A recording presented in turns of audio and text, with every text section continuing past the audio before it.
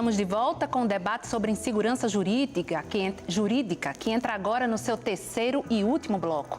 Participam João Paulo Alain Teixeira, professor de Direito da UFPE, Silvio Pessoa Júnior, conselheiro federal da Ordem dos Advogados do Brasil, e Paulo Roberto de Oliveira Lima, desembargador federal do Tribunal Regional Federal da 5ª Região. Vou começar aqui a ler um trechinho em relação ao doutor Silvio Pessoa. A pessoa não está se identificando, infelizmente, mas fala claramente se está vivenciando hoje um novo processo penal nascido com a Operação Lava Jato. Muitas críticas são feitas à OAB acerca de sua postura omissa, em caixa alta, com as posturas que enfraquecem a atuação do advogado, como meios de obtenção de delação premiada, condução coercitiva, restrições de acesso dos advogados aos autos. Que mudanças podem ser trazidas ou sugeridas pela OAB para que auxilie o Judiciário a decidir conforme a Constituição nesses casos da Lava Jato? A pessoa não se identificou, infelizmente. Pergunta oportuna que eu posso, inclusive, levar informação que provavelmente ela não tem. A OAB foi quem ajuizou as ações de inconstitucionalidade que questionam a possibilidade de execução da pena na segunda instância. 44, a OAB entrou com uma ação de inconstitucionalidade para tentar obter a declaração da inconstitucionalidade do crime de desacato, que é comumente utilizado por autoridades para inibir o exercício regulado da defesa, no caso do advogado. Entrou também contra a condução coercitiva. Enfim, tem uma série de ações que a OAB não está omissa, muito pelo contrário. Agora, infelizmente, numa profusão de notícias que você vive hoje, é muito difícil você competir com a atualidade e fazer com que esses temas diversos da atuação da Ordem dos Advogados cheguem ao conhecimento do público em geral. Notícias e fake news ainda que estão concorrendo aí. Como essa que ela recebeu foram fake news. Outra telespectadora. Me permita, Silvio, com a informalidade que disse que nós teríamos, eu quero fazer um elogio à OAB, porquanto, nessa questão da Lava Jato, nós tivemos, sem mudança de lei, uma pretensa mudança do direito, que não é possível. Então, a expressão garantista, que sempre foi elogiosa, hoje é utilizada num sentido pejorativo. Dizer-se que um juiz é punitivista, devia ser um absurdo um juiz receber uma qualificação como essa. O que é um juiz punitivista? O juiz pode ser punitivista. Todo juiz tem que ser garantista. E mais garantista do que o juiz tem que ser a OAB. E ela tem sido. Graças a Deus que tem sido. E quando ela é garantista, ela não agrada, aí é onde está o problema, como o judiciário também não agrada, essa ânsia da sociedade por punição.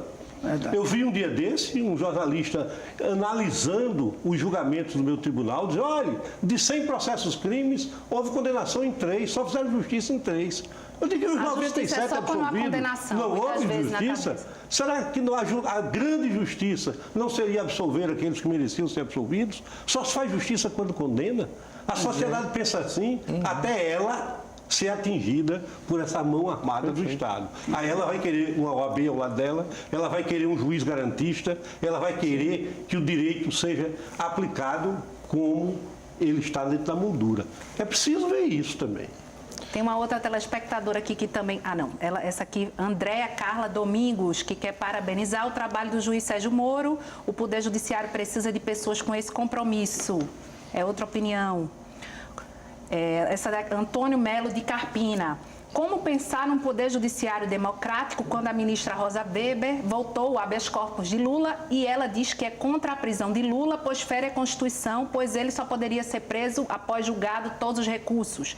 Mesmo assim, voltou contra o habeas corpus, que contradiz o papel do STF de guardião da Constituição. Quem quer responder essa? Professor? Bom, eu posso fazer um comentário. Bom, várias coisas foram faladas aqui que eu gostaria também de fazer. Não sei se eu vou conseguir ter tempo para isso, mas pontuar algumas questões, né? Bom, mas eu vou tentar ser direto logo nessa questão. Eu acho que uma das questões fundamentais também do processo decisório não é apenas a decisão em si, mas quando decidir, ou seja, o timing, né? O timing, o momento da justiça, né? E o que a gente percebe é que existem, de fato, determinadas estratégias de determinados ministros, são 11 ministros no Supremo Tribunal Federal, mas que, apesar do comando da agenda ser da presidência, eles conseguem manipular, de alguma forma, o plenário. Como? Pedindo vistas, por exemplo, né? Por exemplo, com uma decisão monocrática. Então, isso pode esvaziar totalmente o plenário, porque o decurso de tempo esvazia, por exemplo, a decisão. Pode fazer com que haja um emparedamento do plenário e pode ser, inclusive, que haja uma contrariedade do plenário, como já existem várias decisões do Supremo Tribunal Federal cujos ministros descumprem, né? Então, eu acho que nesse caso específico do momento do julgamento, né, do habeas corpus do Lula, eu acho que foi infeliz, na minha opinião, porque terminou nomeando, individualizando a decisão, né?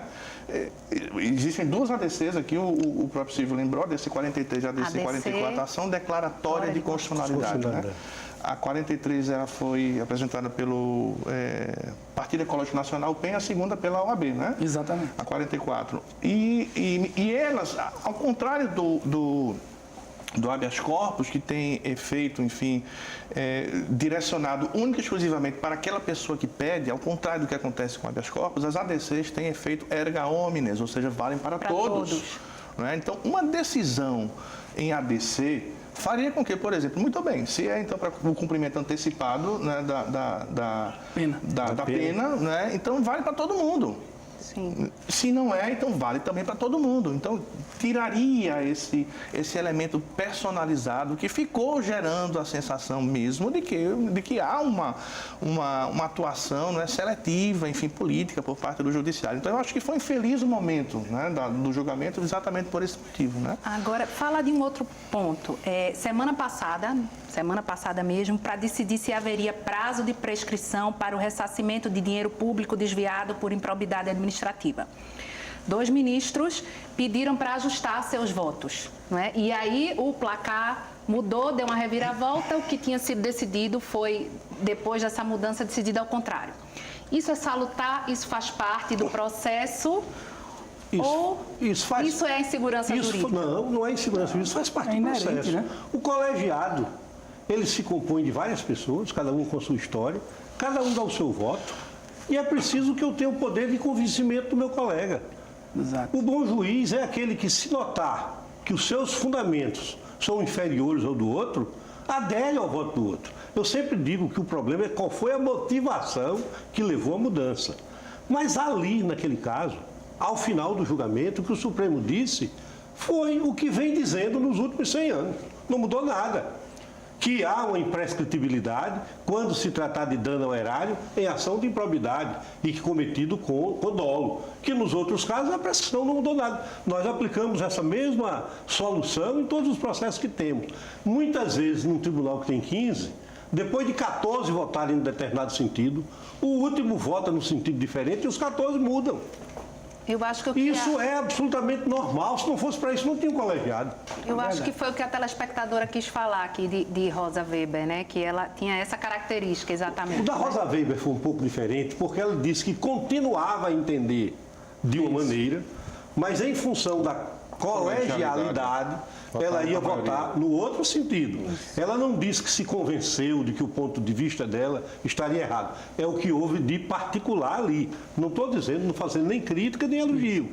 Mas ela teve a clareza de dizer, olha, eu penso que eu vou aderir porque eu quero respeitar a colegialidade. Agora, o juiz mudar de posição durante o julgamento, quem sair, aqui o tribunal é bem perto ali, sentar para assistir uma sessão de tarde, acontece isso toda hora. Isso é absolutamente normal. Agora, a pessoa que está sentada e vendo é que fica imaginando, se fez isso, é porque tem aquele color político. Ou porque sofreu pressão. É porque sofreu pressão. O juiz está acostumado a sofrer pressão. Juiz que não aguenta pressão não é juiz. Agora, um outro tema também que eu não posso deixar de falar de forma alguma para tocar nesse ponto. Essa questão de como vem sendo tratado o auxílio moradia, que é um calo, não é? Não é nenhum calo. E o aumento de 16,38% agora para os Supremos, para os ministros do Supremo. Isso também não deixa a credibilidade do judiciário um pouco abatida? Posso começar respondendo essa? Pode. Em primeiro lugar, auxílio moradia não existe, nem nunca existiu. Foi uma criação da imprensa. Aquilo se chama PAI, parcela atuarial de equiparação. A Constituição diz que a remuneração do juiz deve ser igual ao do legislativo. E o legislativo recebia uma parcela que o judiciário não recebia. Então, os ministros do Supremo e os demais juízes estavam recebendo a menos. Então, até no momento prévio a uma greve, se deferiu aquele valor com esse nome. Como era chamado de auxílio moradia dentro do Congresso, e a expressão é pejorativa, se aplicou ao judiciário. Aquilo foi um aumento legítimo. O próprio Sérgio Moro, que acabou de ser elogiado, recebe e disse, eu acho que é legítimo, e é. Agora, se diz que é auxílio moradia, para dizer, como é que você recebe tendo casa? Aquilo não foi para pagar a minha casa, não. Às vezes, aquilo foi para lhe dar um aumento, porque nós estávamos há 10 anos sem aumento. E esses 16%, salvo engano, que está sendo inferido, é o do Supremo? O ministro do Supremo... 16,38%. O ministro do Supremo, com esse aumento, vai ganhar pouco mais não chega a 40 mil, que recebe em torno de 20. Porque se você descontar o imposto de renda e a Previdência, vai para isso. Eu pergunto, qual é o profissional liberal que represente o ápice do conhecimento de uma disciplina, vamos dizer, um médico, que ganha 22 mil reais por mês?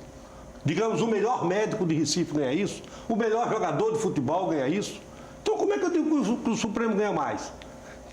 É demais para o Supremo. E outra coisa, eu vejo notícias aí no jornal dizendo que o juiz está ganhando 200, o juiz está ganhando 300. É porque o que se e isso mostra que não é verdade, porque eles estão querendo um aumento para chegar perto de 40 mil reais, né? Com 16, dá 39 e um quebra. Isso também seria interesse do Congresso, então, que se passasse, porque aí o que se fala... Então fica chamando de auxílio moradia, não sei ser.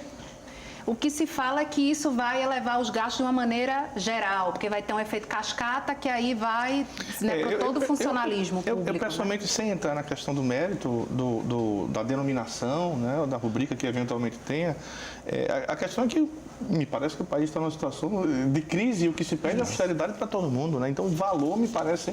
Claro que a função do magistrado precisa ser valorizada para que ele efetivamente possa ter boa condução das suas atividades, sem as influências externas, e o salário, enfim, faz parte desse processo também. Mas eu, enfim, acho que talvez seja... Um momento também. Inoportuno, né?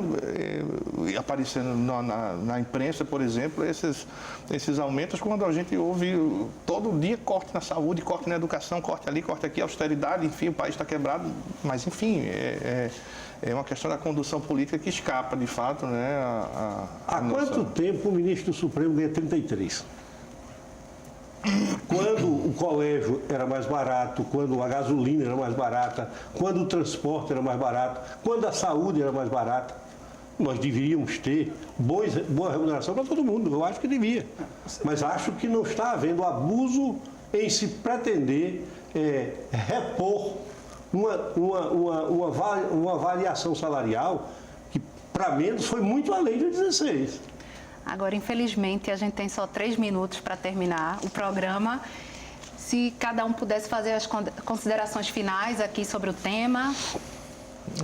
Eu digo apenas, foi um prazer vir aqui. Infelizmente, o tempo da televisão é curto e cada pergunta que foi feita exigiria um programa apartado. Foi uma felicidade conviver aqui. Eu agradeço. Estão novamente convidados. Eu agradeço e sei que não pude, graças à falta de tempo, ter a clareza que eu gosto de ter quando discuto os assuntos. Mas agradeço não somente a você, como aos colegas de bancada. Igualmente, em nome da OAB, fomos convidados enquanto integrantes da OAB, essa oportunidade de discutir, embora, como disse o desembargador Paulo Roberto, com as limitações de tempo, mas abordar alguns temas, sobretudo os que vieram da parte dos telespectadores, que são de interesse atual e que descortinam muitos desses problemas que a gente está enfrentando hoje no campo jurídico, mas, sobretudo, com a repercussão que tem no cenário político. Agradecendo a companhia também do professor João Paulo. Professor. Eu agradeço, claro, agradeço pelo convite da TVU, do programa Opinião Pernambuco, agradeço pelo momento, pela oportunidade de debater com o desembargador Paulo Roberto, com o amigo Silvio, né? E é sempre bom a gente poder participar desses debates, porque de fato ajuda a ter um tipo de interlocução diferenciado, né, com com os telespectadores, a gente está sempre em sala de aula conversando sobre essas coisas, na pesquisa, etc. E de repente esse é um espaço interessante para a gente levar um pouco também daquilo que a gente pensa e constrói com os alunos, etc. Né?